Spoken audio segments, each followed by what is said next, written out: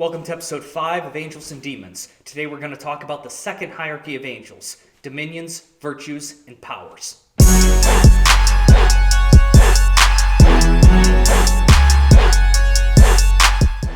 If you remember from episode 4, which we talked about the first hierarchy of angels, they were devoted especially to God.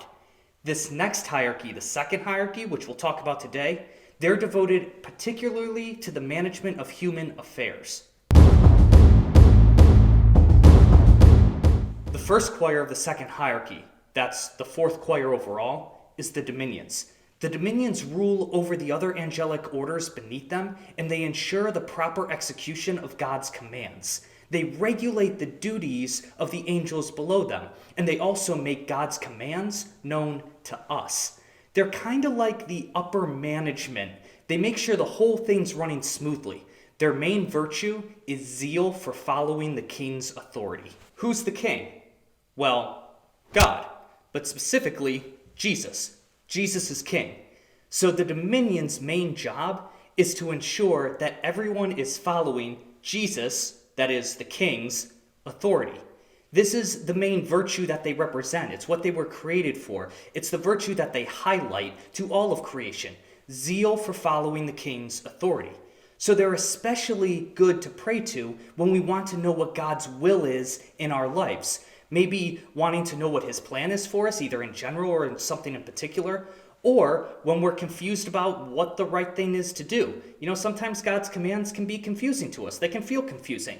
The dominions are especially good to pray to at these times. It's literally what they were created for. The dominions are mentioned in Scripture in Colossians 1:16. For in him all things were created, in heaven and on earth, visible and invisible, whether thrones or dominions or principalities or powers. All things were created through him and for him. When St. Paul is writing about this, he's speaking about different choirs of angels. We spoke a bit about this passage in our last episode, episode 4. St. Paul also mentions the dominions in Ephesians 1:21. Far above all rule and authority and power and dominion, and above every name that is named, not only in this age, but also in that which is to come. Paul is saying that after Jesus was raised from the dead and ascended into heaven, he sits at the right hand of the Father and rules over everything in creation, even over the powerful angelic choirs like the dominions and the other ones he mentions. The second choir of the second hierarchy, so that's the fifth choir overall, are the virtues, also known as might. The virtues carry out the orders issued by the dominions. The main virtue of God that they were created to represent and mediate is strength. So, to recap from our last episode, the seraphim mediate his love, the cherubim, wisdom, the thrones, his peace and justice, dominions, authority, and the virtues, strength. They're especially good to pray to for help when combating any enemies of our salvation. Also, according to medieval theologians, it's through the virtues that God governs the seasons, the visible heavens, and the elements in general. It's a different way of looking at things, but that's how in medieval times they saw it. That literally, it's angels who are given care of the four seasons: spring, summer, autumn, winter, the sky, and the elements in general. It's their job to make sure that everything is going according to God's plan. It's especially good to pray to the virtues if we're in extraordinary need or during times of public affliction. In Scripture, the virtues are also mentioned by St. Paul in Ephesians 1:21, but we just read that for the dominions, so we won't repeat it. The last choir of the second hierarchy, so the sixth choir overall, is the powers. The powers, it's been said, are the favorites among the mortals.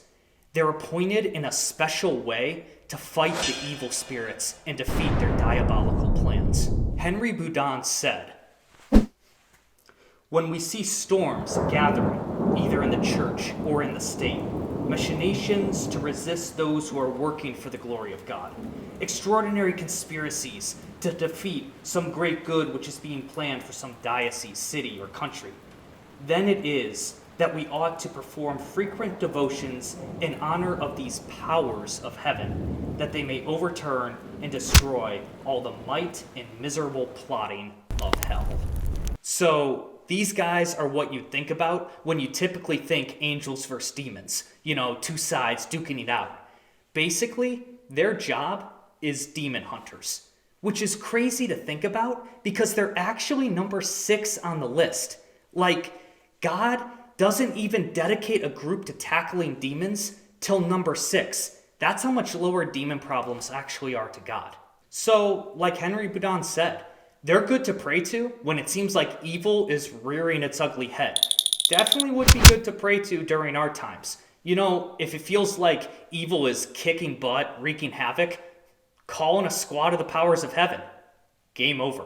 In Scripture, the powers are mentioned in Colossians 1:16 and in Ephesians 1:21, when Paul's also talking about the dominions. But the powers are also mentioned again in Ephesians 6:12, when Paul says, "For we are not contending against flesh and blood, but against the principalities, against the powers, against the world rulers of this present darkness, against the spiritual hosts of wickedness in the heavenly places." It's right after this that Paul then talks about putting on the whole armor of God. Clearly, the powers are a particular group of angels whose job is dedicated to spiritual warfare. What's interesting, of course, is that that's who Paul says we're contending against, meaning our enemies aren't flesh and blood, but principalities and powers. Remember, for all the choirs that we've been talking about, there's angels in those choirs who fell. Demons, those who joined Lucifer's rebellion. So there's demons from every choir. That's Paul's point. Those are our real enemies. In other words, our real enemies aren't human beings. They're members of angelic choirs who fell from heaven, principalities, powers, and others, who aren't working for God, but are seeking to destroy us. So we've talked about the powers, but Paul also mentions principalities. These guys, well, if you want to learn more about them and the rest of the third and final hierarchy, stick around for our next episode. Until then, hit that like button if you learned something new, subscribe if you'd like to see more. This has been Angels and Demons.